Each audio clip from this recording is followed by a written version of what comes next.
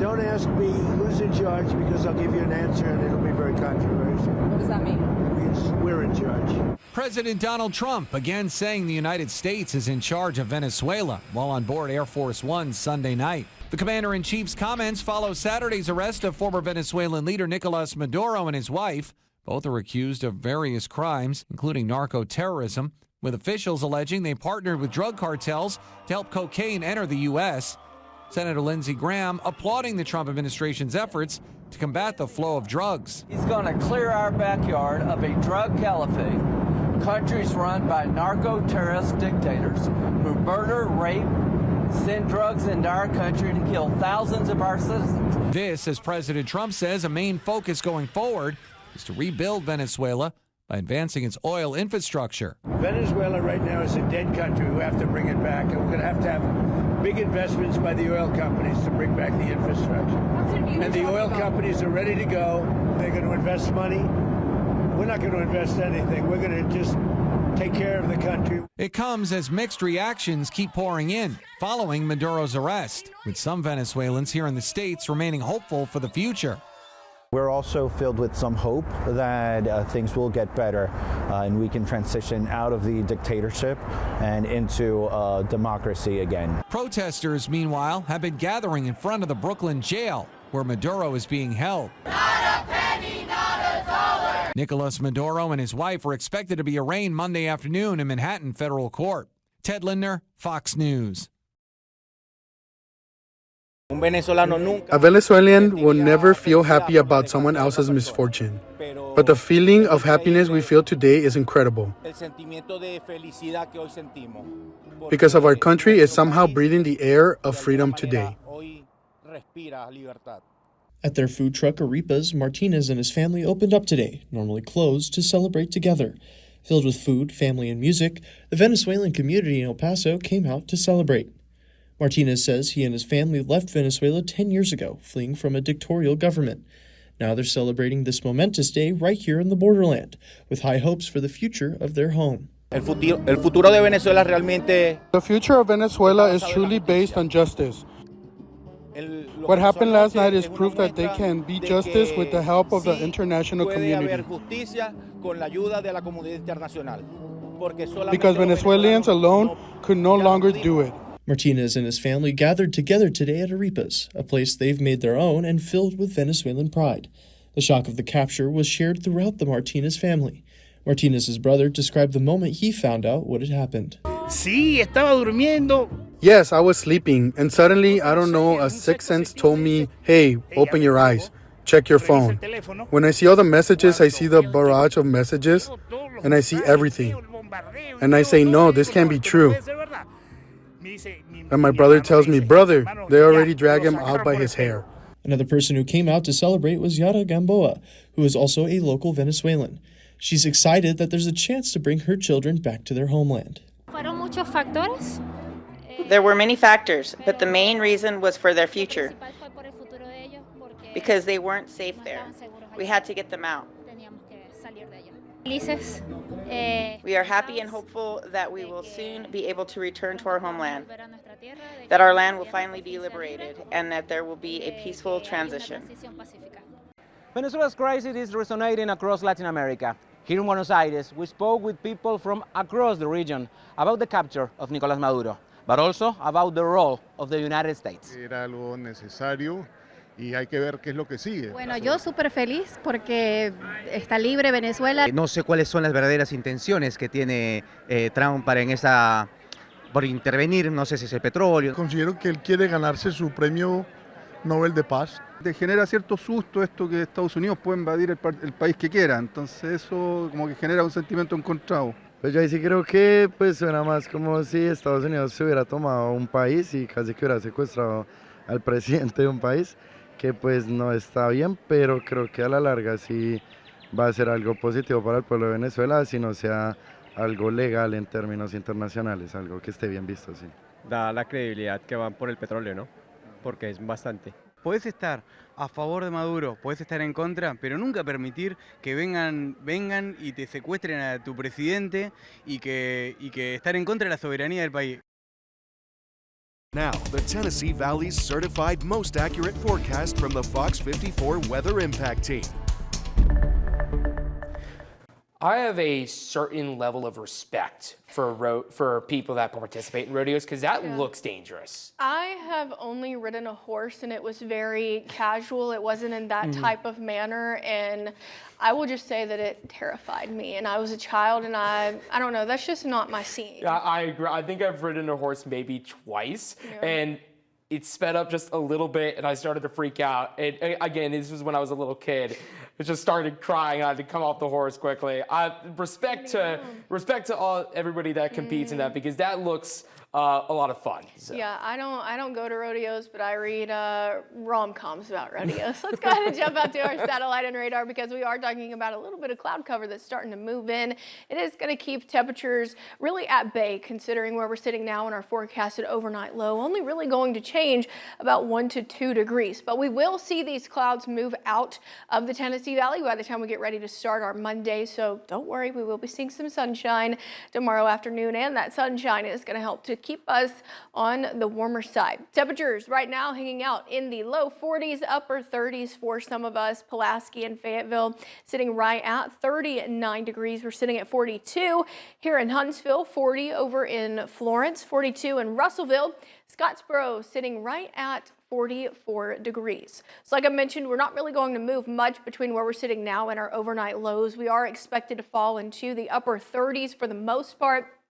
36 expected in Fayetteville, 39 tonight in Huntsville. Arab expected to also be at 39, as well as Russellville, and we'll keep cloudy conditions in the forecast until we get to the morning hours tomorrow. We're gradually going to notice those clouds decrease throughout the day, and we'll be seeing plenty of sunshine for the afternoon tomorrow. Low 60s is where we're headed for our forecasted high temperature tomorrow, but we're not stopping there. We will continue to warm up gradually throughout the next couple of days. Keep in mind our average high for this time of the year, right around 52 degrees. So we are going to be way above average until we get to this upcoming weekend. So we will be near 70 beginning Wednesday, and it looks like Friday we are forecasted to reach the low 70s for the afternoon before we have another frontal boundary that's going to move through, drop those temperatures back in the mid 50s for Saturday, upper 40s for Sunday. Now the warm temperatures, it is going to come with a little bit of rainfall. We've kind of got an unsettled weather pattern heading our way for the next couple of days, but we're really going to notice it heading into Friday. Once that front does move through, it could bring a few thunderstorms to us across the area. Now, heading into Friday, much of the day looks like it's going to be dry for the most part, but heading into the later half of the afternoon, that's when we're really expected to see the bulk of the rain fall. Notice we'll keep it in much of the forecast heading into the dinner time hours on Friday, but we quickly dry out. By about Saturday morning, we should be completely dry, and then by about lunchtime on Saturday, we'll see those clouds sweep away, and we will be seeing plenty of sunshine for the rest of our Saturday. So your 7-day forecast will be in the low 60s for tomorrow. Mostly sunshine, temperatures gradually on a warming trend. Rain chances gradually on the rise as well heading into Friday. Friday looks like that's going to be the best time to see some rain, about a 60% chance. Like I mentioned earlier, a few thunderstorms could be possible as well before our temperatures drop off heading into this upcoming weekend. The mid 50s expected for Saturday. A little bit of rainfall, but it looks like we should be completely dry heading into about this time next week. High temperatures only reaching the upper 40s for the afternoon. Leather jackets, loud engines, and a message of belonging. A unique church in Huntsville is bringing worship to the biker community, one ride at a time. Fox 54's Valentina Chalala takes us to a church where everyone has a road name. This isn't your typical Sunday service. Here, belief meets the open road, and everyone is welcome to ride as they are. Biker Church Huntsville is part of Wheels of Faith COC, a non-denominational ministry that grew from humble beginnings inside Blackwater Hattie's Bar more than 10 years ago, centered on inclusivity and open doors. The whole thing is that's unique about Biker Church is we love everybody.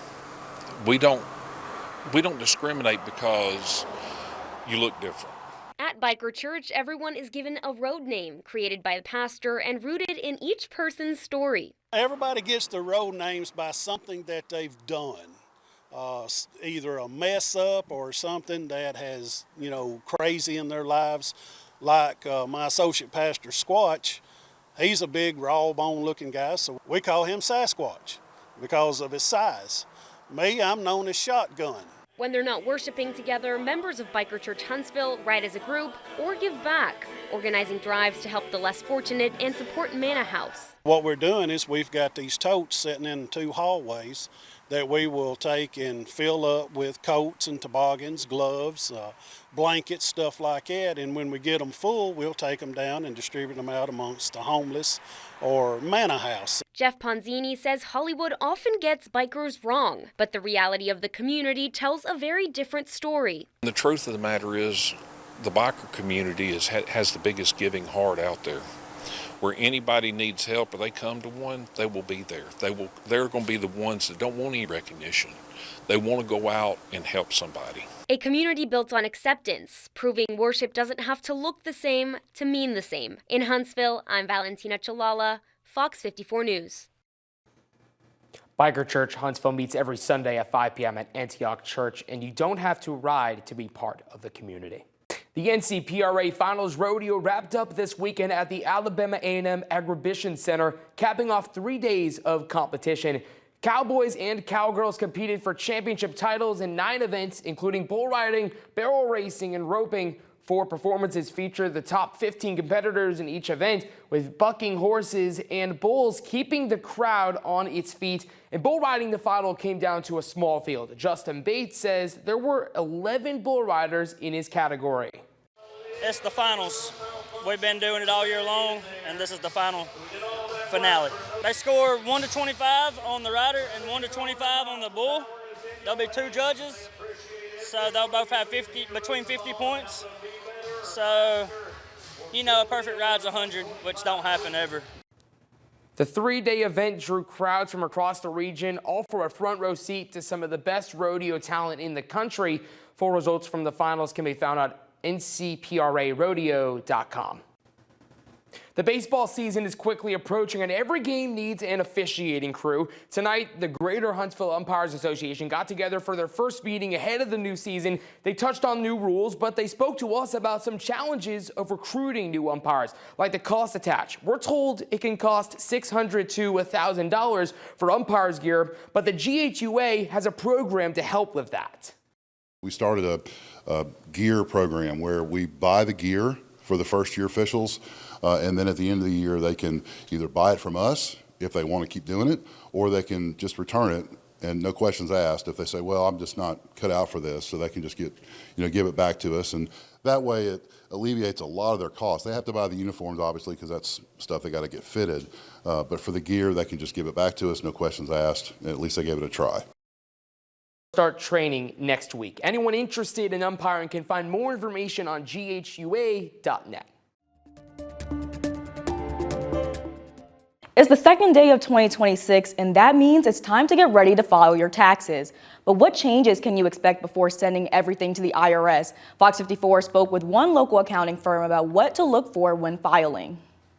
A lot of people were worried about was a lot of things changing that aren't going to change now.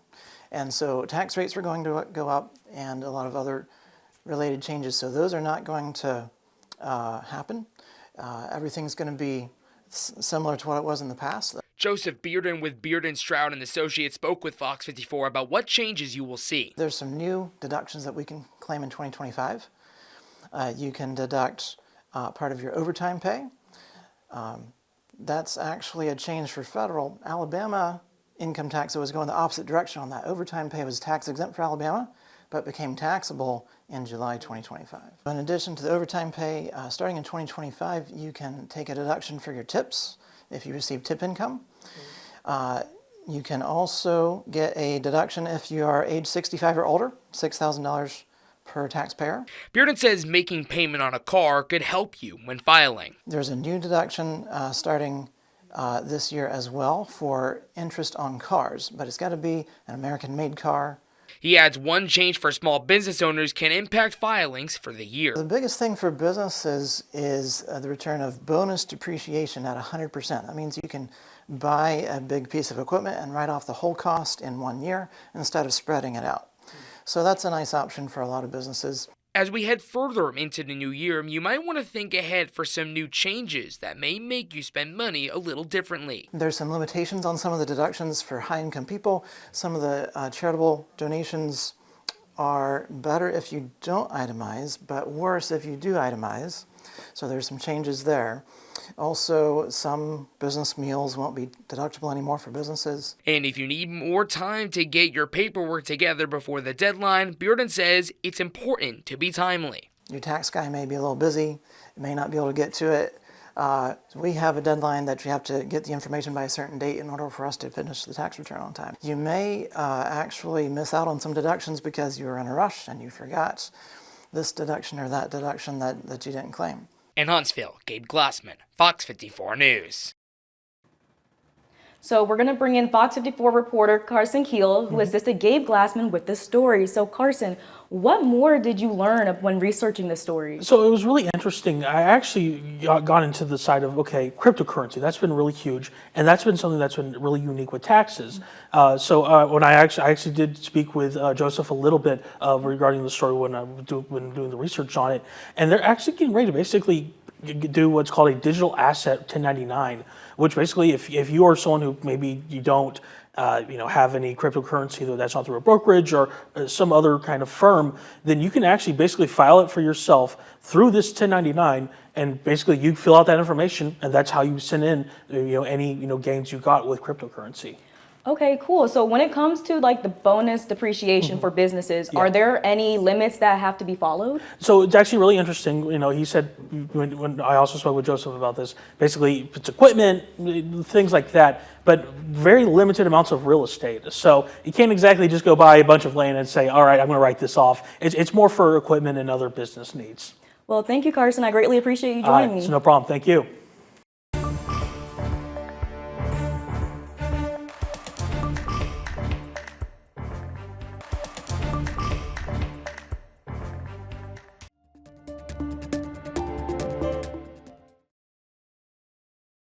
With cold winter temperatures keeping various home heating units working up a sweat, medical experts are warning about a seasonal uptick in carbon monoxide poisonings. Carbon monoxide is produced when there's any fuel source that is burned, such as wood, kerosene, oil, gasoline, things like that.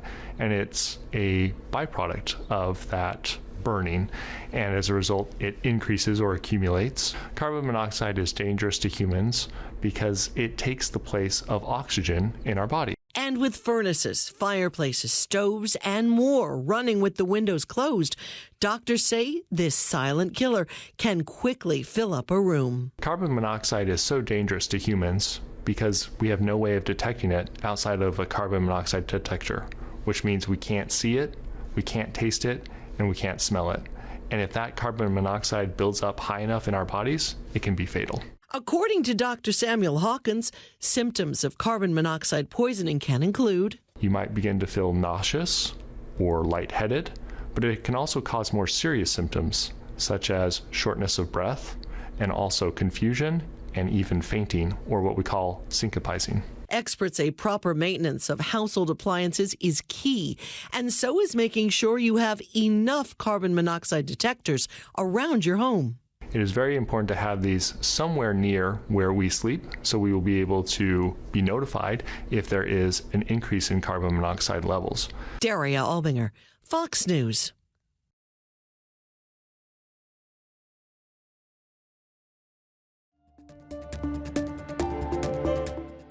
You have 13 hours in which to solve the labyrinth before your baby brother becomes one of us forever.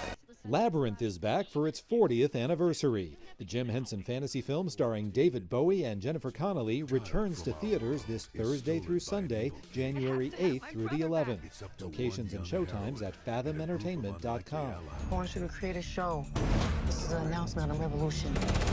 One battle after another put on a show at the National Society of Film Critics Awards, winning 4 trophies. Best Picture, Best Director for Paul Thomas Anderson, Best Supporting Actress for Tiana Taylor, and Best Supporting Actor for Benicio del Toro.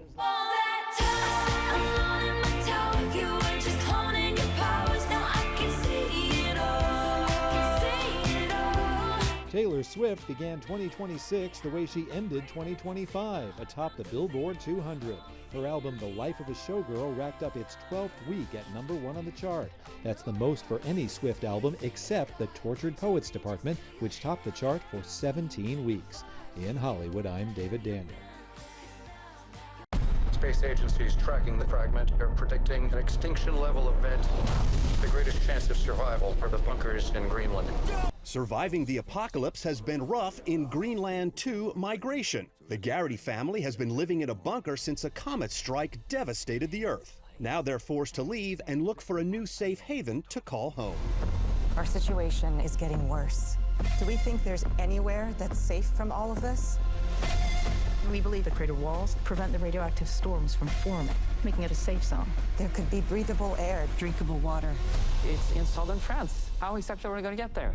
How indeed. Morena Baccarin says their journey keeps the family and audiences on their toes. There were a lot more bigger threats coming our way, so that was really cool, and we were able to shoot abroad in wonderful, beautiful locations. So visually it's incredibly stunning. It's really fun for people to see things like cities that they know underwater or like destroyed, and there's a voyeuristic aspect to that I think is really going to be fun for people to see. It was a tough trek for the characters and the actors who play them. Baccarin admits this was the most grueling film shoot of her 25-year career. You work every day for months, and I was covered in dirt for the majority of it, and we are constantly in motion, running, moving, getting somewhere. We were in a lot of different weird random locations, you know, top of mountains in Iceland and the beach in Iceland, getting into cold water, and just all of that was really, really excruciatingly exhausting. We're gonna keep going. In Hollywood, I'm Douglas Hott.